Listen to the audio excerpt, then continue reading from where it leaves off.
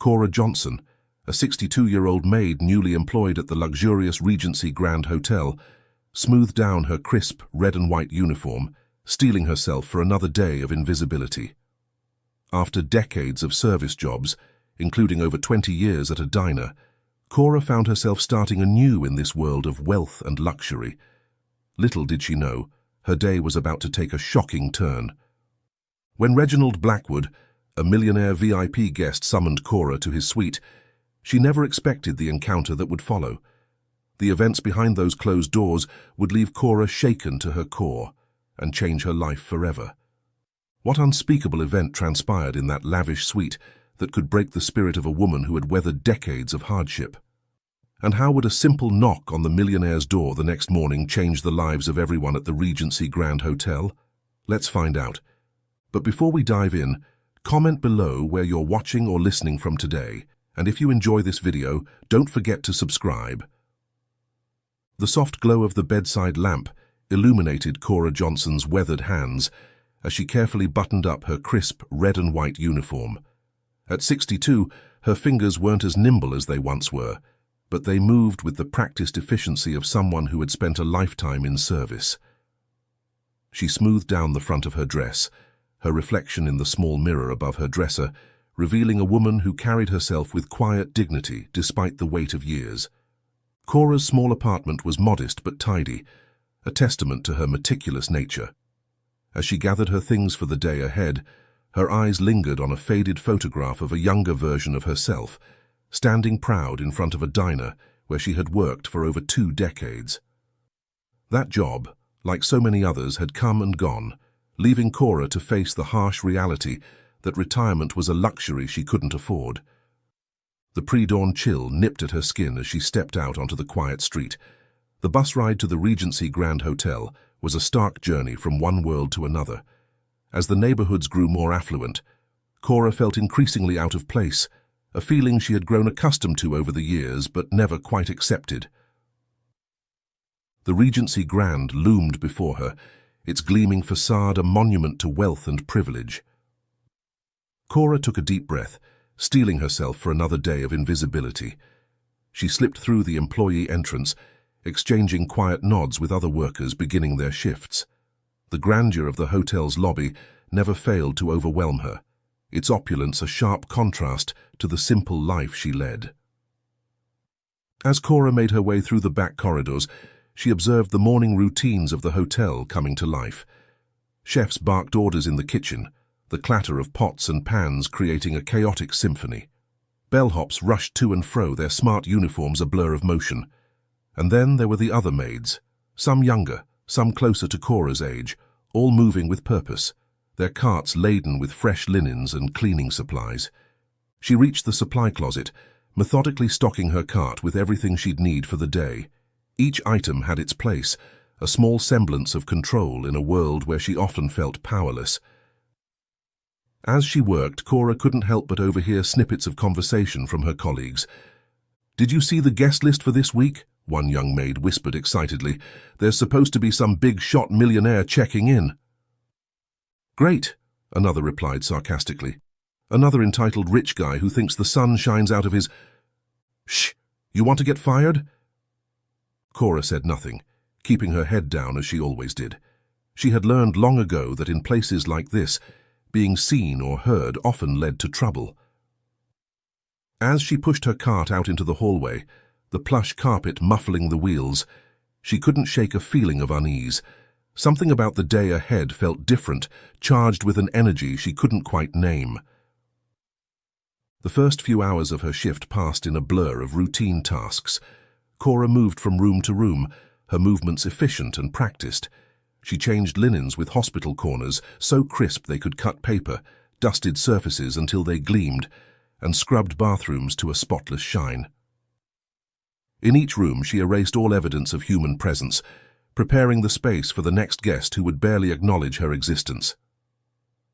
As she worked, Cora's mind wandered to the life she had lived. Decades of service jobs had left their mark, not just in the calluses on her hands, but in the way she carried herself, always slightly hunched, always ready to step aside, to fade into the background. She thought of the dreams she had once harbored, of a life where her hard work would be recognized, where she could hold her head high. But those dreams had long since faded, replaced by the simple hope of making it through another day, another week, another year. The loneliness that had become her constant companion settled around her like a familiar blanket. In this world of luxury and excess, Cora felt more isolated than ever. The wealthy guests who passed her in the hallways looked through her as if she were part of the furniture. Her colleagues, while not unkind, were caught up in their own struggles, leaving little room for meaningful connection. As the morning wore on, Cora found herself on the top floor, reserved for the hotel's most exclusive suites.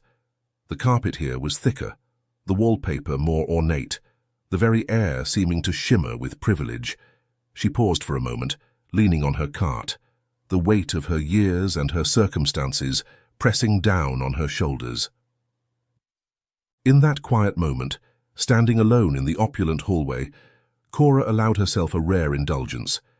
She closed her eyes and imagined just for a second what it would be like to be one of the guests, to walk with confidence, to be seen, to matter. The fantasy was fleeting, shattered by the sharp ring of a nearby house phone. Reality reasserted itself, and Cora opened her eyes, her expression settling back into the mask of quiet subservience she had worn for so long. She straightened up, adjusted her uniform, and pushed her cart forward. Whatever the day might bring, she would face it, as she had faced every other challenge in her life, with resilience, dignity, and the quiet strength that had sustained her for 62 years. Little did Cora know that this day would challenge her strength in unexpected ways, initiating a series of events that would make her question long-held beliefs about herself and the world around her. The hushed whispers that had been circulating among the staff all morning suddenly intensified. Cora, who had been diligently polishing the brass fixtures in one of the hallways, felt the change in the air before she saw its cause. The elevator at the end of the corridor dinged, and out stepped a man who seemed to command the very space around him. He was tall, impeccably dressed in a suit that probably cost more than Cora made in a year. His salt-and-pepper hair was perfectly coiffed, giving him an air of aristocratic disdain. This, Cora realized, must be the VIP millionaire everyone had been talking about. Flanking the man were two assistants, both young and sharply dressed, tapping furiously on their tablets. Behind them came a procession of bellhops, struggling under the weight of numerous expensive-looking suitcases. The group moved down the hallway like a small parade, the VIP at its center, radiating an aura of entitlement that seemed to push everything else to the periphery. Cora instinctively stepped back, pressing herself against the wall, trying to make herself as inconspicuous as possible. But as the entourage passed, the VIP's gaze swept over her, his eyes narrowing slightly as if he had spotted a speck of dust in his otherwise pristine world. "You there?" he barked, his voice sharp and commanding. Cora flinched, realizing he was addressing her. "Make sure my rooms are spotless. I won't tolerate any oversights." The way he said the last word made it clear that he expected nothing less than perfection. Before Cora could respond, the group had moved on, disappearing around the corner towards the most luxurious suite in the hotel. She stood there for a moment, her heart racing, feeling as if she had just been struck by a cold wind. No sooner had the VIP and his entourage vanished from sight than Cora's manager, Mr. Thompson, came hurrying down the hallway. His usually ruddy face was even redder than usual, a sheen of sweat visible on his forehead. "Johnson," he hissed, grabbing Cora's arm and pulling her aside. "Did you see him? That was Mr. Reginald Blackwood III. He's one of the most influential businessmen in the country, and he's staying with us for the next week." Cora nodded silently, still processing the encounter. "Listen to me very carefully," Mr. Thompson continued, his grip on her arm tightening slightly. "Mr. Blackwood is extremely important to this hotel. His stay here could mean big things for all of us. You understand?" Again, Cora nodded. "Good. Now I'm assigning you to be on call for any of Mr. Blackwood's needs.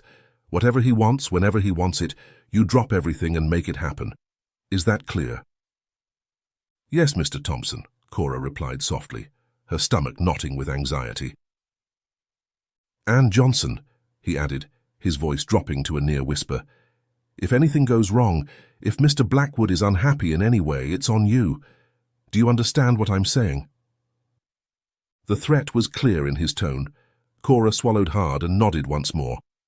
"Excellent," Mr. Thompson said, his face suddenly splitting into a wide, false smile.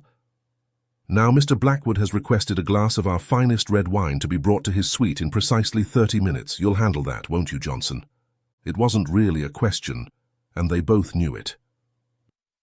Cora murmured her assent, and Mr. Thompson strode away, already barking orders at another group of staff members. Left alone in the hallway, Cora took a deep breath, trying to center herself. In all her years of service, she had dealt with demanding guests before, but something about this situation felt different. The pressure, the expectations, the barely veiled threats, it all added up to a weight that settled heavily on her shoulders. She glanced at her watch. 28 minutes until she needed to deliver that wine. With a sigh, Cora straightened her uniform and headed towards the service elevator. As she descended to the hotel's expansive wine cellar, she couldn't shake the feeling that she was heading into a storm, one that might just sweep her away if she wasn't careful. The wine cellar was cool and dimly lit, rows upon rows of bottles stretching into the shadows. Cora moved carefully among them, her eyes scanning the labels. She knew she needed to select the perfect wine. Anything less could spell disaster. After several minutes of searching, she finally found what she was looking for, a bottle of Chateau Margaux, vintage 1982. The price tag made her wince, but she knew this was exactly what Mr. Blackwood would expect. With trembling hands, Cora carefully extracted the bottle from its resting place.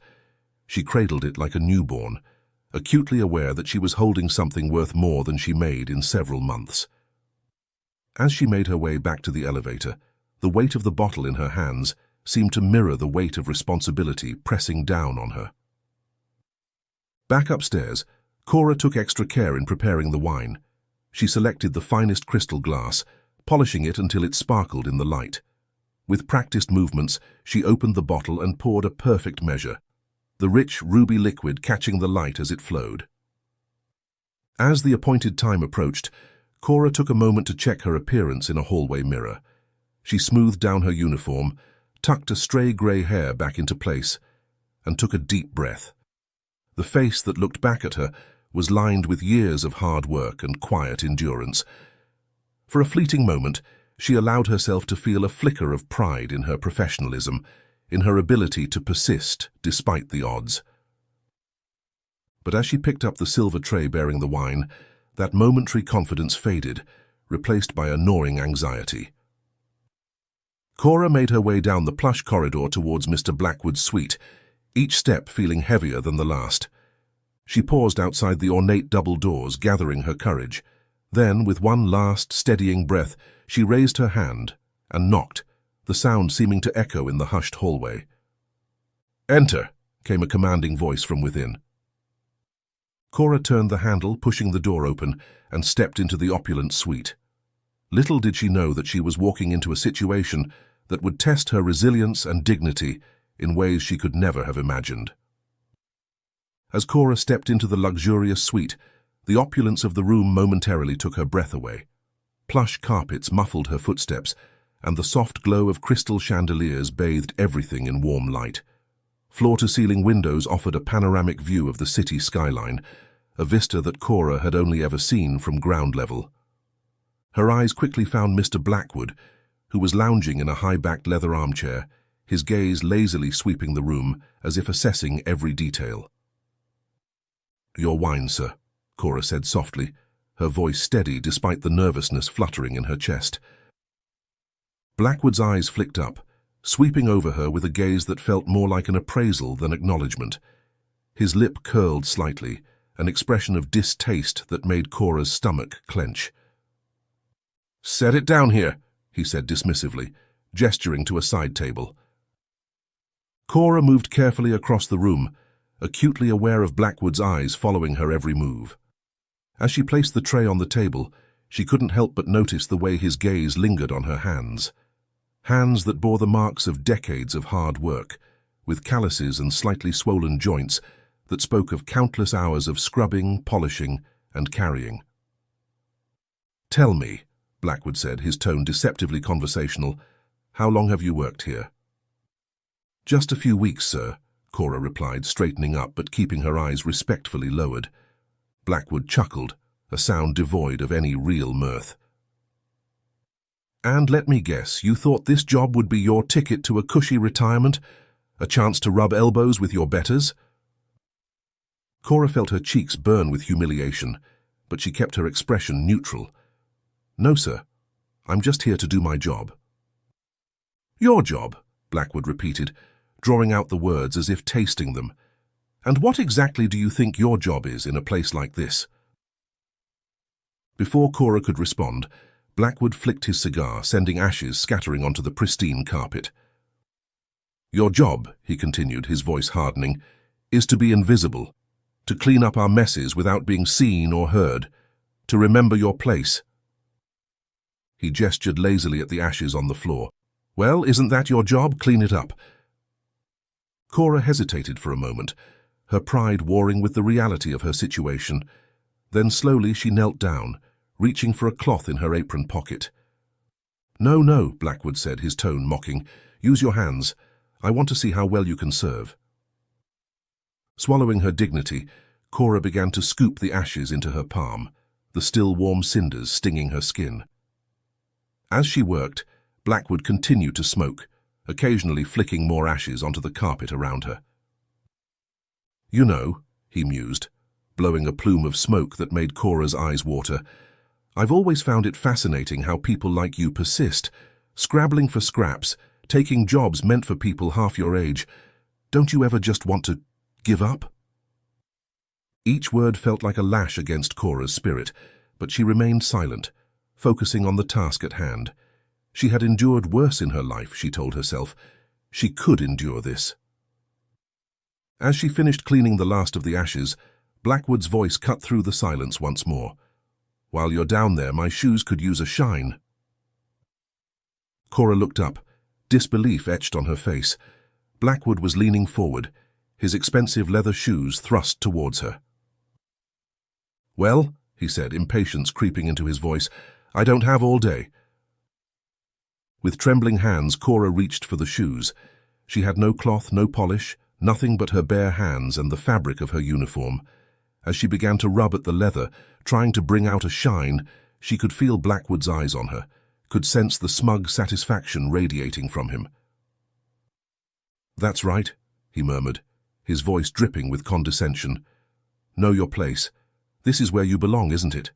Serving your betters." Cora's hands moved mechanically, her mind retreating to a place deep inside where she had weathered many storms before. She focused on her breathing, on the repetitive motion of her hands, anything to block out the cruel words that continued to pour from Blackwood's mouth.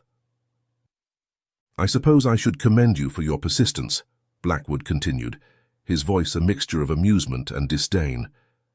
"It must take a special kind of determination to keep going at your age, doing work meant for younger, more capable hands." He paused, taking a long drag on his cigar before exhaling slowly, the smoke curling around Cora's head. "Or perhaps it's just a lack of imagination, an inability to see yourself as anything more than a servant. Tell me, did you ever dream of anything better? Or have you always known this was your lot in life?" Cora remained silent, her jaw clenched tight against the words that threatened to spill out. She had dreamed once, of course, of a life where her hard work would be recognized, where she could hold her head high. But dreams, she had learned, were luxuries she couldn't afford. As she finished with his shoes, polishing them as best she could with the limited means at her disposal, Blackwood leaned back in his chair, a self-satisfied smirk playing on his lips. "That will do," he said, waving her away as if shooing a bothersome fly. "You can go now. Oh, and do try to be less visible next time you come in. Your presence is rather distracting." Cora stood slowly, her knees protesting after so long on the hard floor. She smoothed down her uniform, trying to regain some semblance of dignity. "Is there anything else you need, sir?" she asked, her voice barely above a whisper. Blackwood's eyes narrowed, a cruel glint in them. "Need from you? I think not. Just remember your place and we'll get along just fine. Now get out of my sight." With a small nod, Cora turned and walked towards the door, her steps measured and careful. She could feel Blackwood's eyes on her back, could almost hear the smug satisfaction in his silence. It was only when the door closed behind her that she allowed her shoulders to slump, the weight of the encounter pressing down on her like a physical thing.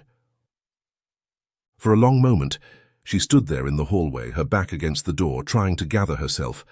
The plush carpet, the ornate wallpaper, the soft lighting, all of it seemed to mock her now, a gilded cage that trapped her in a world where she would never truly belong. With a deep, shuddering breath, Cora straightened her spine and smoothed her uniform once more. She had endured. She had survived. And she would continue to do so, no matter what indignities she faced. But as she walked away from Blackwood's suite, a small part of her, a part she thought had long since gone quiet, cried out in protest against the injustice of it all. The corridors of the Regency Grand seemed endless as Cora made her way through them, her feet moving on autopilot. The opulence that had once awed her now felt oppressive, each gleaming surface and plush carpet a reminder of the world that had just humiliated her. She passed other staff members, their curious glances sliding off her like water off a duck's back. In that moment, Cora felt more invisible than she ever had before. Almost without realizing it, she found herself outside the janitor's room. It was a small, utilitarian space, tucked away in a corner of the hotel where guests never ventured. Among the mops, brooms, and cleaning supplies, it was the closest thing to a sanctuary Cora had in this gilded prison. She slipped inside, closing the door behind her with a soft click. The harsh fluorescent light flickered to life, casting stark shadows across the cluttered space. For a moment, Cora just stood there, her back against the door, her eyes closed, trying to steady her breathing. But as the adrenaline of the encounter began to fade, the full weight of what had just happened crashed down upon her. The cruel words, the deliberate humiliation, the casual dismissal of her humanity, it all came rushing back in a tidal wave of emotion.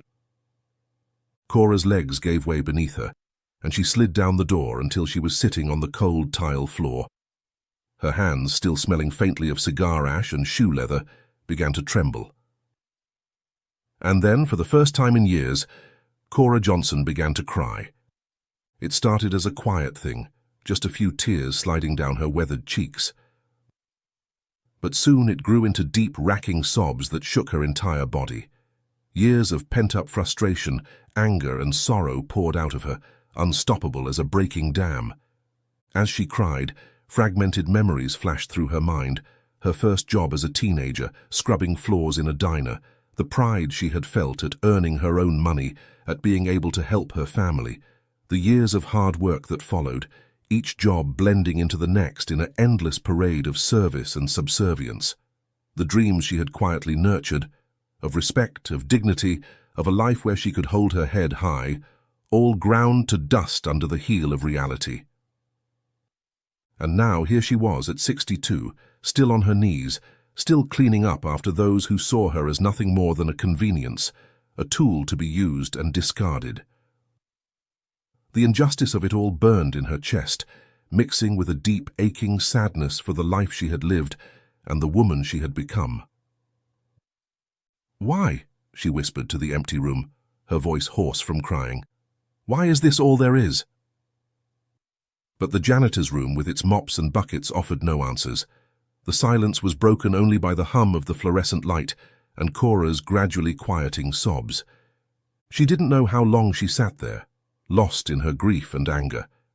Time seemed to lose all meaning in that small, cluttered space. But eventually, the storm of emotion began to subside, leaving Cora feeling hollow and drained. With trembling hands, she wiped at her face, trying to erase the evidence of her breakdown. She knew she couldn't stay here forever. The hotel wouldn't stop running just because her world had been shaken. There were still rooms to clean, guests to serve, a job to be done. Slowly, painfully, Cora began to pull herself together. She stood up on shaky legs, using a nearby shelf for support. Her uniform was wrinkled, her hair disheveled, her eyes red and puffy. But none of that mattered. She had to get back to work. She had to endure, as she always had. Just as she was about to reach for the door handle, it turned on its own. Cora's heart leapt into her throat as the door swung open, revealing Mr. Thompson, his face flushed with anger. "Johnson!" he barked, his eyes narrowing as he took in her disheveled appearance. "What the hell are you doing in here? I've been looking everywhere for you." Cora opened her mouth to respond, to explain, to apologize, but no words came out. She stood there, frozen, as Mr. Thompson's face grew redder by the second. "Well?" he demanded, stepping into the small room, his bulk seeming to fill the entire space. "Explain yourself." Cora swallowed hard, her throat dry and constricted. I just needed a moment, Mr. Thompson," she managed to say, her voice barely above a whisper. "A moment?" Thompson repeated incredulously. "We don't have moments to spare in this hotel, Johnson, especially not when we have VIPs like Mr. Blackwood staying with us." He paused, his eyes narrowing as he took in Cora's red-rimmed eyes and trembling hands. "What happened up there?" Cora took a deep breath, steeling herself. "Mr. Blackwood, he was very demanding. He made me clean cigar ashes off the carpet with my bare hands, and then shine his shoes while he was wearing them. He said some very unkind things." As she spoke, she could see Thompson's expression hardening, not with sympathy but with growing anger. When she finished, he let out a long, exasperated sigh. "Johnson," he said, his voice dripping with condescension, "Mr. Blackwood is one of the most important guests this hotel has ever had. His stay here could mean big things for all of us. And you're telling me you let a few harsh words and some menial tasks reduce you to this?" He gestured dismissively at her disheveled state. Cora felt a flicker of indignation. "But sir, the way he treated me—" "Is irrelevant," Thompson cut her off sharply. "Our job is to cater to our guests' every whim, no matter what. If Mr. Blackwood wants you to shine his shoes with your tongue, you ask him which shoe he'd like you to start with. Do you understand?" The callousness of his words struck Cora like a physical blow. She stared at him, momentarily speechless, as the reality of her situation sank in. There would be no sympathy here, no understanding. To Thompson, to the hotel, to the world she inhabited, she was nothing more than a tool to be used. "Now," Thompson continued, his tone brooking no argument, "you're going to pull yourself together, and we're going to go back up to Mr. Blackwood's suite. You're going to apologize for any discomfort you might have caused him, and you're going to beg for his forgiveness. Is that clear?" Cora felt as if the floor was tilting beneath her feet. "Apologize?" she repeated, her voice small and disbelieving. "But I didn't do anything wrong." Thompson's face flushed an even deeper shade of red. "Did you not hear a word I just said? It doesn't matter what you did or didn't do. What matters is that Mr. Blackwood is happy, and right now, because of you, he's not. So you're going to fix it. End of discussion." He grabbed Cora's arm, his grip painfully tight, and began to steer her out of the janitor's room. "Come on, we don't have all day, and for God's sake, try to make yourself presentable. We can't have you looking like this in front of Mr. Blackwood." As Thompson marched her through the hotel's back corridors, Cora felt as if she was moving through a dream, or perhaps a nightmare. The injustice of it all seemed too great to be real. Yet with each step, the cold reality of her situation became clearer. They paused briefly in a staff restroom, where Thompson impatiently waited as Cora splashed cold water on her face and tried to smooth her hair and uniform. The woman who looked back at her from the mirror was a stranger, pale, shaken, with eyes that seemed to have aged years in the span of a few hours. All too soon they were standing outside Mr. Blackwood's suite once more. Cora's heart hammered in her chest as Thompson raised his hand to knock. This was wrong. Every fiber of her being screamed. She shouldn't have to apologize. She had done nothing wrong. But as the door swung open, revealing Blackwood's smug face, Cora knew she had no choice. This was the world she lived in, a world where people like her were expected to swallow their pride, their dignity, their very humanity, all in the name of serving those deemed their betters. "Ah, Mr. Thompson," Blackwood drawled, his eyes sliding dismissively over Cora. "I trust you're here to address the issue we discussed earlier?" "Indeed, Mr. Blackwood," Thompson replied, his tone obsequious. "Mrs. Johnson here has something she'd like to say to you." All eyes turned to Cora. She stood there, feeling small and insignificant under their scrutiny, the words stuck in her throat, choking her. But with Thompson's expectant glare boring into her, she forced them out. I'm sorry, Mr. Blackwood," she began, her voice barely audible. "I apologize if I made you feel uncomfortable in any way. It won't happen again." Blackwood's lip curled in a sneer. "Oh, I'm sure it won't," he said, his tone dripping with disdain. "You know, Thompson, when I first arrived, I couldn't help but notice how this one," he jerked his head towards Cora, "seemed to think she was above her station, tossing ashes on the floor herself, acting all high and mighty. It's good to see you've put her in her place." Cora's head snapped up, shock and disbelief written across her face. It was a blatant lie, a complete inversion of what had actually happened. She opened her mouth to protest, but caught Thompson's warning glare. "I'm glad we could clear up this misunderstanding, Mr. Blackwood," Thompson said smoothly, pointedly ignoring Cora's reaction. "Please let us know if there's anything else we can do to make your stay more comfortable." As Blackwood continued to spew more falsehoods about their encounter, embellishing his lies with each sentence, Cora stood there, rooted to the spot. She watched as Thompson nodded along, his face a mask of understanding and apology. And in that moment, something inside her began to crack. This wasn't just unfair, it wasn't just unjust. It was a complete denial of her reality, of her humanity. And yet, she was expected to stand there and take it, to apologize for wrongdoings she hadn't committed, to validate lies told about her.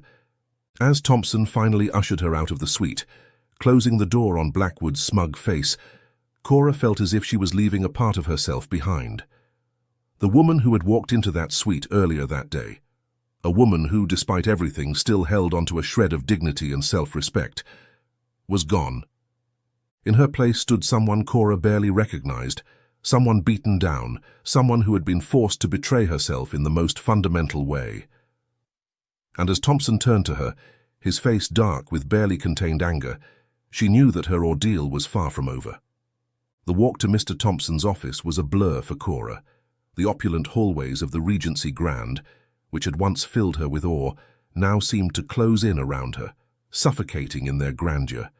Each step felt heavier than the last, as if she was wading through molasses.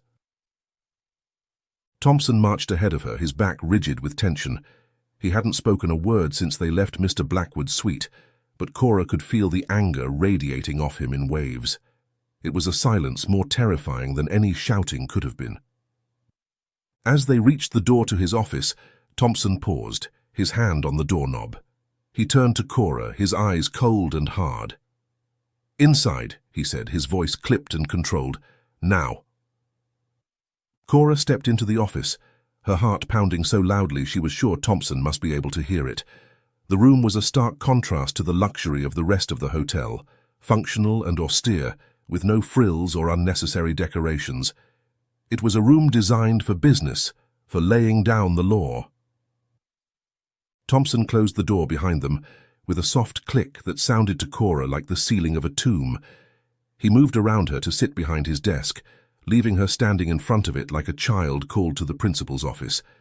For a long moment, Thompson just stared at her, his fingers steepled in front of him. When he finally spoke, his voice was low and controlled, but filled with a fury that made Cora flinch. "Do you have any idea," he began, each word carefully enunciated, "what you've done today? Do you have even the slightest inkling of the damage you could have caused?" Cora opened her mouth to respond, but Thompson held up a hand, silencing her. "No, don't speak. You've done quite enough of that already today. Now you're going to listen, and you're going to listen carefully." He leaned forward, his eyes boring into hers. "Mr. Blackwood is not just a guest, Johnson. He's a kingmaker. His word can make or break hotels like ours.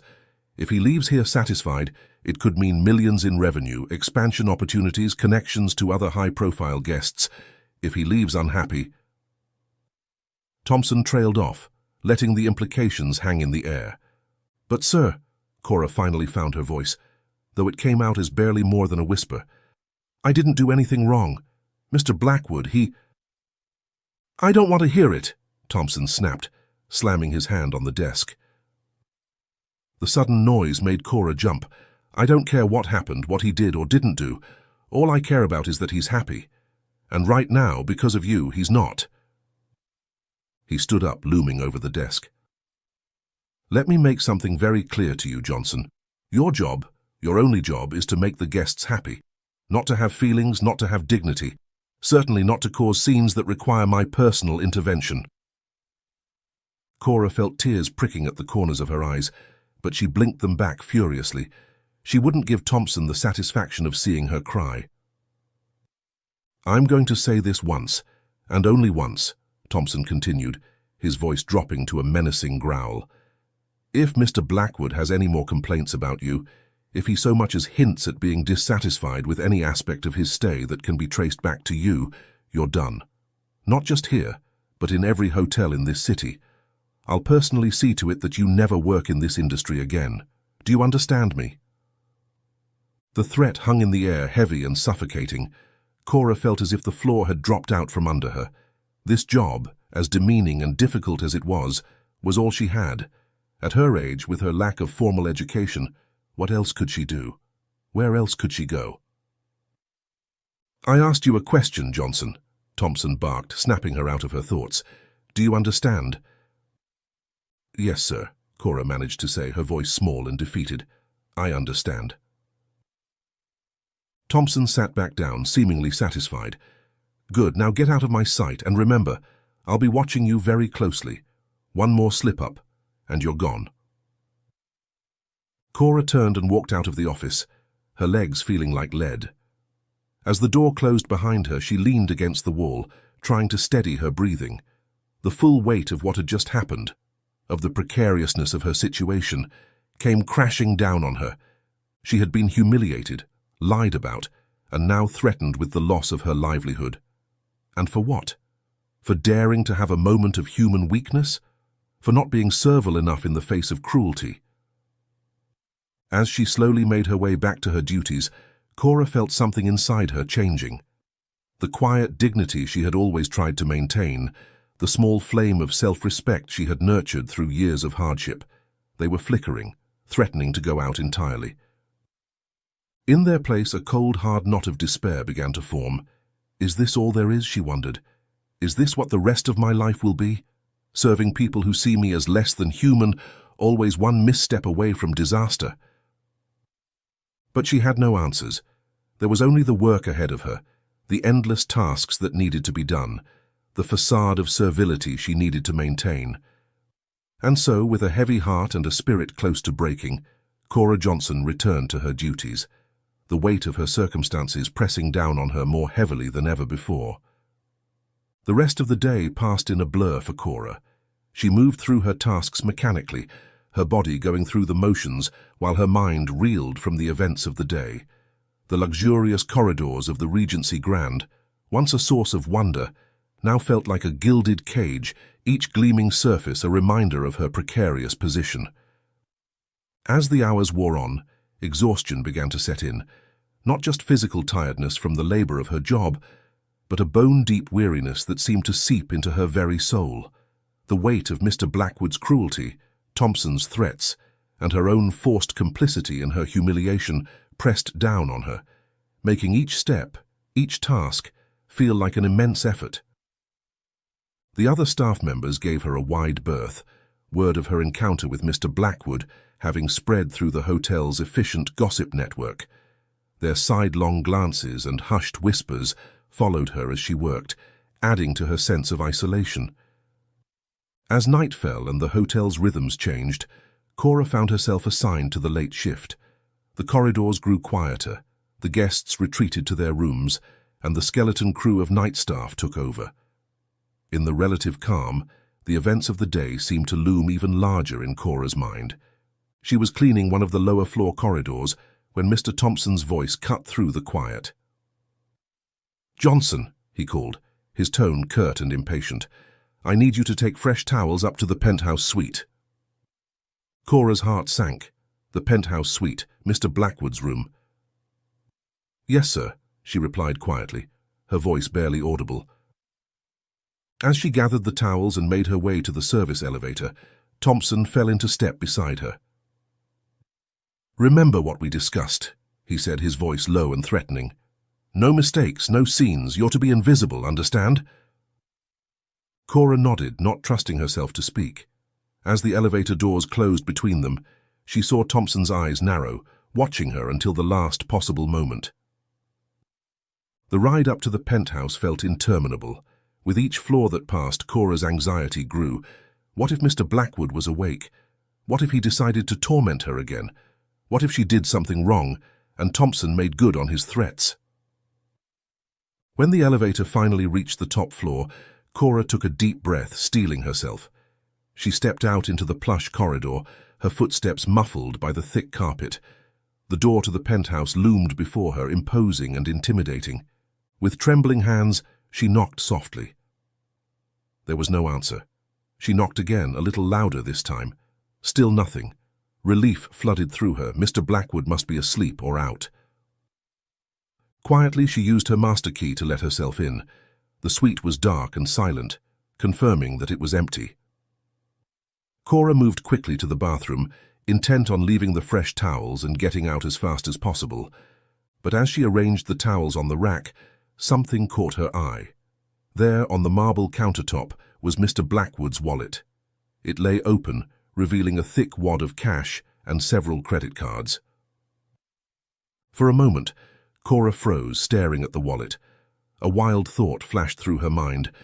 How easy it would be to take some of that money. Just a bill or two. Enough to give her a cushion, maybe even enough to quit this job and find something else. Mr. Blackwood would never miss it. It would be a small revenge for how he had treated her. The thought was gone almost as quickly as it had come, leaving Cora feeling shaken and ashamed. No matter how badly she was treated, she was not a thief. She had her pride, her integrity. It was all she had left. Hurriedly, she finished arranging the towels and left the suite, locking the door behind her. But as she walked back to the elevator, the weight of what had just happened, not what she had done, but what she had been tempted to do, crashed down on her. This job, this place was changing her. It was making her consider things she never would have before. It was eroding not just her dignity, but her sense of who she was. As the elevator descended, Cora felt the last of her strength give way. The tears she had been holding back all day began to fall, slowly at first, then in great heaving sobs that shook her entire body. By the time she reached the ground floor, she was crying so hard she could barely see. Blindly, she stumbled out of the elevator and down the corridor, not caring where she was going, just needing to get away. She found herself back in the janitor's closet, that small, cluttered space that had become her refuge. Collapsing onto an overturned bucket, Cora let her grief and despair pour out of her. She cried for the humiliation she had endured, for the threats hanging over her head, for the person she was becoming in this gilded prison. She cried for the dreams she had once held, now ground to dust under the heels of people like Blackwood and Thompson. She cried for the unfairness of a world that could treat a human being as nothing more than a tool to be used and discarded. Time lost all meaning as Cora sat there, consumed by her sorrow. She didn't hear the door open, didn't notice the figure standing in the doorway, watching her with a mixture of concern and curiosity. It was only when a gentle hand touched her shoulder that Cora looked up, her tear-streaked face coming face to face with a well-dressed black man in his late 40s. His expression was one of genuine concern, a stark contrast to the disdain and indifference she had faced all day. "Is everything all right?" he asked softly, his voice kind and filled with genuine concern. In that moment, as Cora looked into the stranger's compassionate eyes, she felt something shift. Little did she know that this unexpected encounter was about to change everything. Cora blinked, her vision blurry from tears, as she tried to make sense of the man standing before her. His presence in this small, cluttered janitor's room seemed incongruous. His tailored suit and polished shoes, a stark contrast to the mops and cleaning supplies surrounding them. I'm fine, Cora stammered, hastily wiping at her eyes with the back of her hand.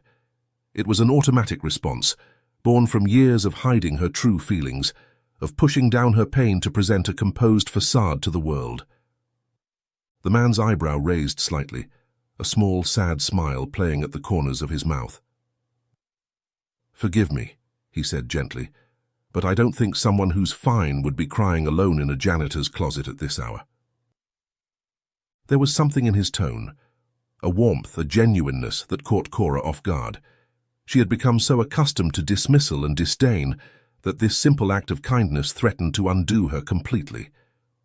Who are you?" she managed to ask, her voice hoarse from crying.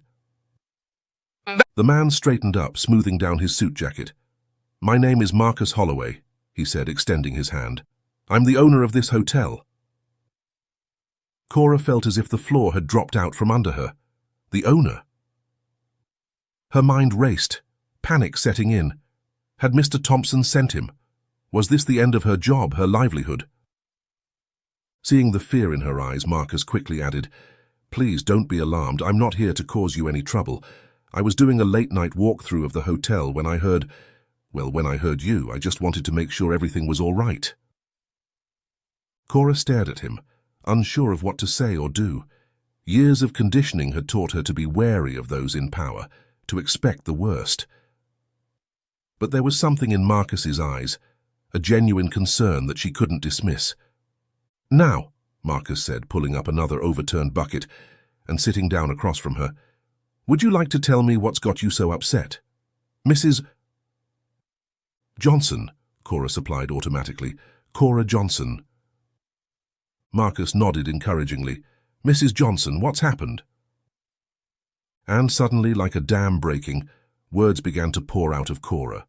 She told him everything, about Mr. Blackwood's cruelty, about being forced to apologize for things she hadn't done, about Mr. Thompson's threats. As she spoke, she watched Marcus's face, expecting to see disbelief or dismissal. Instead, she saw his expression darken with each new detail, his jaw clenching in barely contained anger. When she finally fell silent, emotionally spent, Marcus leaned forward, his eyes intense. "Mrs. Johnson," he said, his voice low and serious, "I want you to know that what happened to you today is completely unacceptable.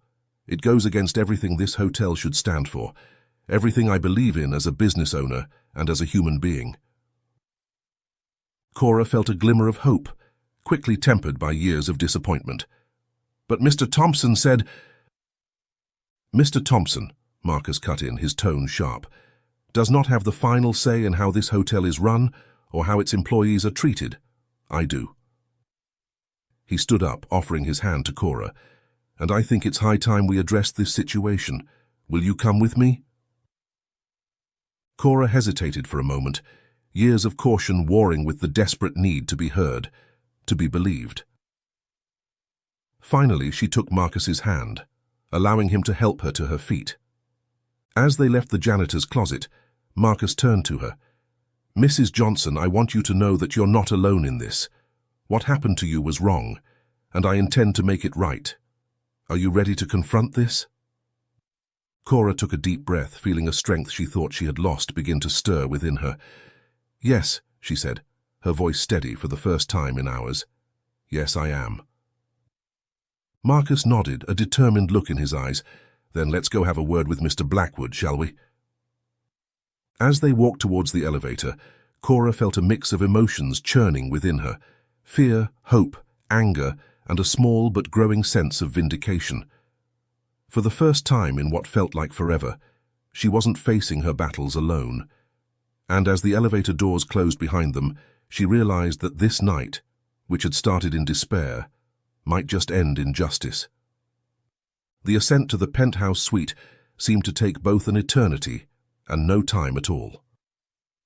Cora's heart raced, a mixture of anxiety and a strange, unfamiliar feeling of empowerment coursing through her veins. Beside her, Marcus Holloway stood tall and composed, his presence a steady anchor in the storm of emotions threatening to overwhelm her.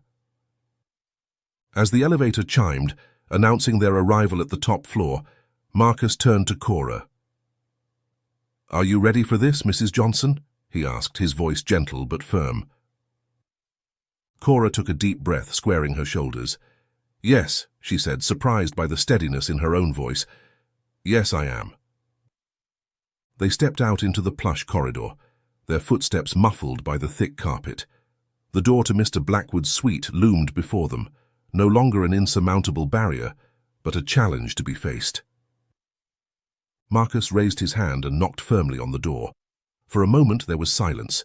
Then, from within the suite, came the sound of movement, followed by an angry voice. "Do you have any idea what time it is? How dare you disturb me at this hour?" The door was yanked open, revealing Mr. Blackwood, his face flushed with anger. He was dressed in an expensive silk robe, his hair disheveled, eyes blazing with indignation.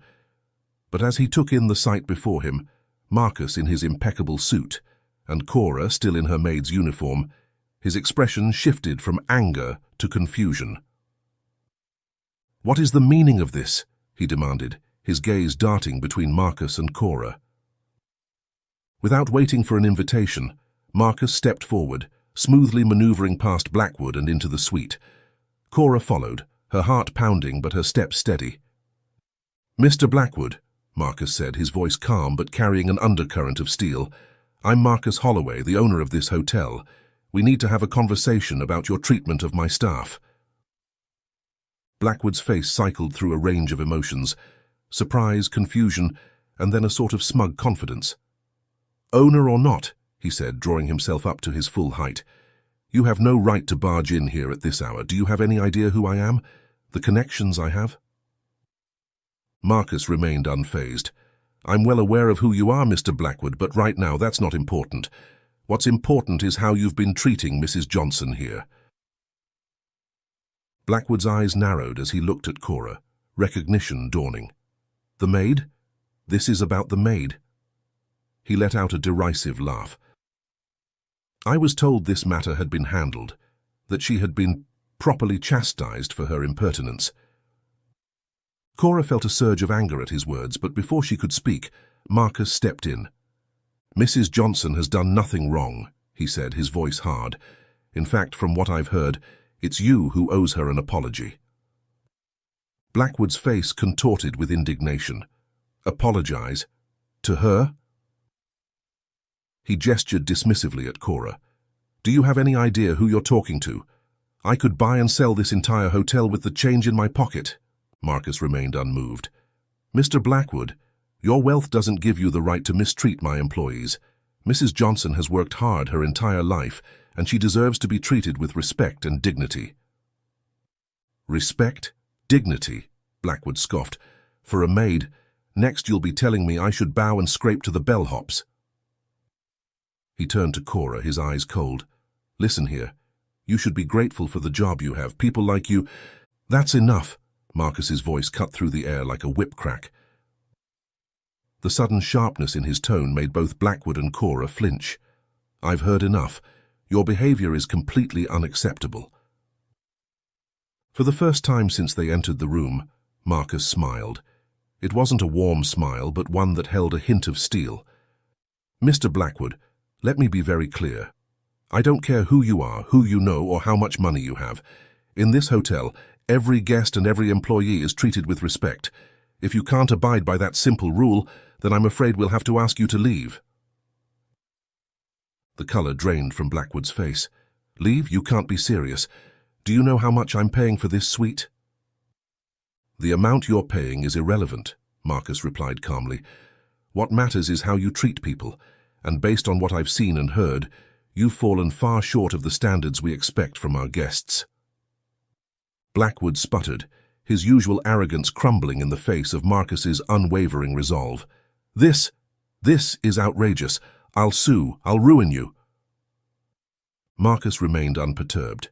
"You're welcome to try, Mr. Blackwood, but I think you'll find that treating people with basic human decency is not only the right thing to do, it's also protected by law.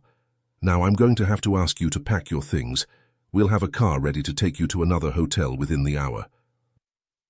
As the reality of the situation sank in, Blackwood's bluster deflated. He looked from Marcus to Cora, his expression a mixture of disbelief and dawning comprehension. For the first time, he seemed to truly see Cora, not as a faceless servant, but as a human being who had stood up to his cruelty. I didn't mean," he began, but Marcus cut him off. "Save it, Mr. Blackwood. Your actions speak louder than any words you might offer now. Please pack your things. A member of our staff will be here shortly to assist you." With that, Marcus turned to leave, gesturing for Cora to follow. As they reached the door, he paused and looked back at the now silent Blackwood. "Oh, and Mr. Blackwood, I suggest you use this experience as an opportunity for reflection. The world is changing. People like Mrs. Johnson aren't invisible anymore, and it's high time men like you realize that." As the door closed behind them, Cora felt as if a weight had been lifted from her shoulders. She looked at Marcus, tears of relief and gratitude welling in her eyes. "Thank you," she whispered. I've never had anyone stand up for me like that before." Marcus smiled, a warm, genuine smile this time. "Mrs. Johnson, you deserve to be stood up for. What happened to you was wrong, and I'm just sorry I didn't know about it sooner." His expression turned serious. "But our night isn't over yet. We still have one more stop to make." As they walked towards the elevator, Cora realized that Marcus was right. There was still one more person they needed to confront, one more wrong that needed to be righted. And for the first time in years, Cora felt ready to face whatever came next. She wasn't alone anymore, and that made all the difference. The elevator ride down from the penthouse was quiet, but it was a different kind of silence than before. No longer oppressive, it was now filled with a sense of anticipation, of justice about to be served. Cora stood tall beside Marcus, her earlier fear and despair replaced by a newfound strength. As they stepped out onto the main floor, Marcus turned to Cora. "Mrs. Johnson, I want you to know that what's about to happen, it's not just about Mr. Blackwood. It's about creating a workplace where everyone is treated with respect. Are you ready?" Cora nodded, her voice steady. "Yes, Mr. Holloway, I'm ready." They made their way through the quiet lobby, their footsteps echoing in the cavernous space.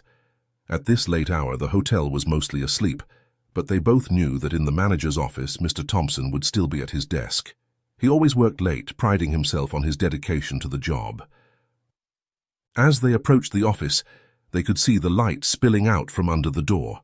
Marcus knocked firmly, not waiting for a response before opening the door. Mr. Thompson looked up from his desk, his face registering surprise at the unexpected intrusion. His eyes widened as he took in Marcus's imposing figure, then narrowed as he spotted Cora behind him. "Mr. Holloway," Thompson said, quickly standing and smoothing down his tie, "this is unexpected. What can I do for you at this hour?" Marcus stepped into the office, his presence seeming to fill the room. "Mr. Thompson, we need to talk about the events of today, specifically about your handling of the situation with Mrs. Johnson and Mr. Blackwood." Thompson's eyes darted to Cora, a mixture of anger and fear flashing across his face. "Sir, I can explain. There was a misunderstanding with Mr. Blackwood, but I assure you I handled it appropriately. Mrs. Johnson here was—" "Stop," Marcus cut him off, his voice firm. "I've heard Mrs. Johnson's account of what happened. I've also just had a very illuminating conversation with Mr. Blackwood, and I have to say, Mr. Thompson, I'm deeply disappointed in how you've managed this situation." Thompson's face paled. "Sir, I was just trying to protect the hotel's interests. Mr. Blackwood is a very important guest and—" "A guest's importance does not give them the right to mistreat our staff," Marcus interrupted. "And your job, Mr. Thompson, is not just to cater to wealthy clients. It's to ensure that this hotel runs smoothly and ethically. That includes protecting the dignity and rights of our employees." Thompson's mouth opened and closed like a fish out of water. "But sir, I was just following protocol.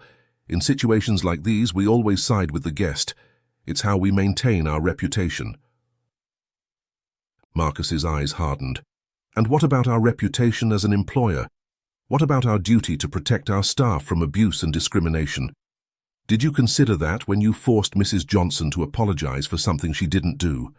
When you threatened her job if she didn't comply with Mr. Blackwood's unreasonable demands?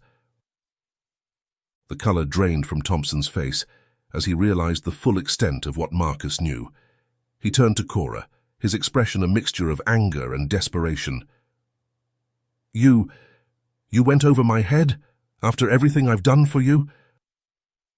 Before Cora could respond, Marcus stepped between them. Mrs. Johnson did what any employee should feel safe doing when they're being mistreated. She spoke up. The fact that she felt she couldn't come to you, her direct supervisor, with these concerns is a damning indictment of your management style, Mr. Thompson. Thompson slumped back into his chair, the fight seeming to leave him. What happens now?" he asked, his voice small. Marcus's expression was resolute. "Mr. Thompson, your actions today have shown a complete lack of integrity and a failure to uphold the values of this hotel. You prioritized appeasing a wealthy guest over protecting a hard-working employee from abuse. You threatened Mrs. Johnson's livelihood when she was the victim in this situation. This is not the kind of leadership we need or want in this hotel." He paused, letting his words sink in. "I'm afraid I have no choice but to terminate your employment, effective immediately." Thompson's head snapped up, shock written across his features. "Terminate? But I've been with this hotel for 15 years. You can't just—" "I can and I am," Marcus said firmly.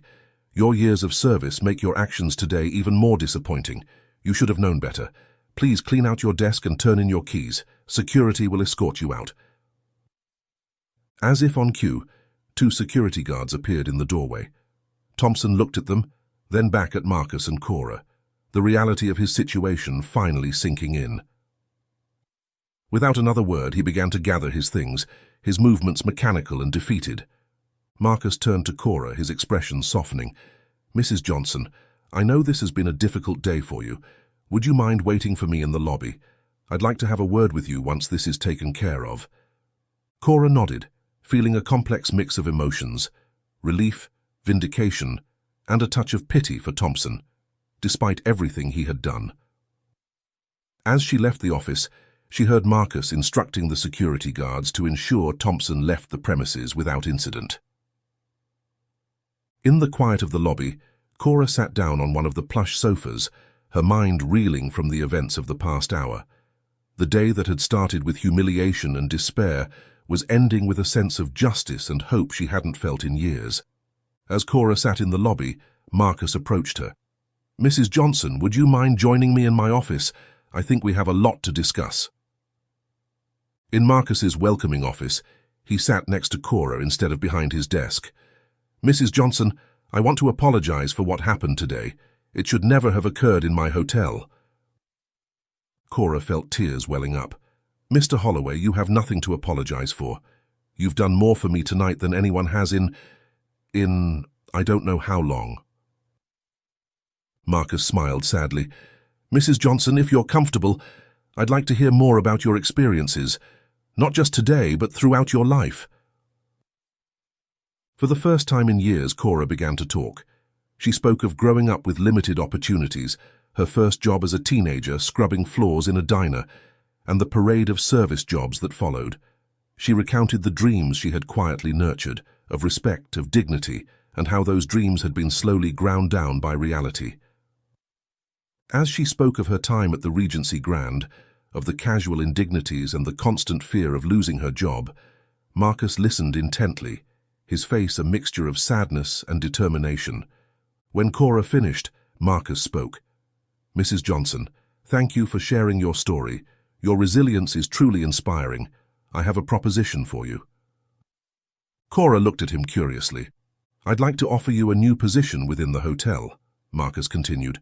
"Not as a maid, but in administration. A role where you can use your knowledge and experience to help us create a better work environment for all our employees. It would involve less physical labor, better pay, and a chance to make a real difference in how this hotel operates. Cora sat there, stunned. "Mr. Holloway, I don't know what to say. Are you sure? I don't have any formal qualifications for a role like that." Marcus smiled warmly. "You have years of real-world experience and a perspective that we desperately need. Who better to help us address the challenges our frontline staff face every day?"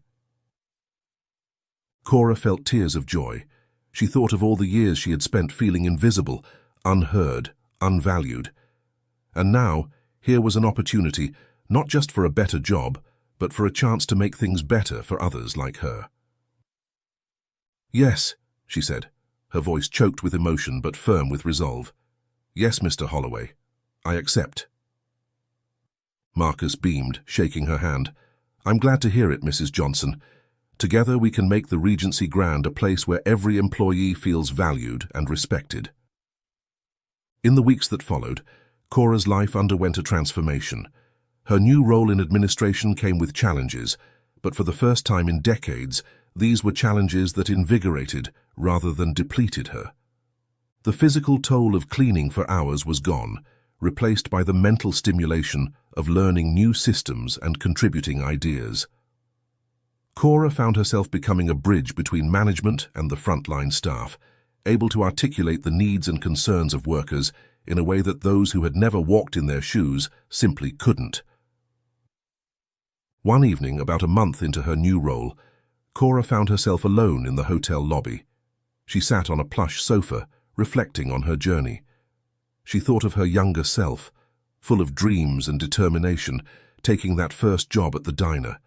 She remembered the parade of jobs that followed, each one wearing away a little more of her hope. Cora reflected on the countless times she had been overlooked and mistreated, yet through it all she had persevered. In the face of humiliation and hardship, she had maintained her dignity. When the world tried to render her invisible, she had insisted on her own humanity. As she gazed out at the twinkling city lights, Cora felt a profound sense of triumph, not just for herself, but for every person who had ever been in her position. Every maid, janitor, dishwasher, and service worker who had ever been made to feel less than human. Cora stood up, smoothing down her new business attire. As she made her way towards the exit, she passed a group of cleaning staff. She greeted each of them by name, asking about their families, their concerns, making mental notes of issues to address in the next staff meeting. One of the younger maids, Maria, looked at her with admiration. "Mrs. Johnson, do you really think things are going to change around here?" Cora smiled, squeezing the young woman's shoulder. "They already are, Maria, and we're just getting started." As she stepped out into the cool evening air, Cora felt a sense of purpose she hadn't experienced in years. She knew there was still much work to be done, but for the first time in her life, she felt truly empowered to face those challenges. The night was clear, the stars visible even through the city's glow. As Cora began her walk home, she felt unburdened. The weight of years of silent suffering had been lifted, replaced by the strength of someone who had reclaimed her voice, her dignity, and her power. Cora carried with her the hope of a brighter future, not just for herself, but for all those who had ever felt unseen and unvalued. Her story wasn't just one of personal triumph, it was a beacon of change, a promise that with perseverance, courage, and the support of principled leaders willing to take a stand, even the most deeply entrenched systems could be transformed. Thank you for joining us on this powerful journey of resilience and justice. If Cora's story touched your heart as much as it did ours, I've handpicked another inspiring tale I know you'll love.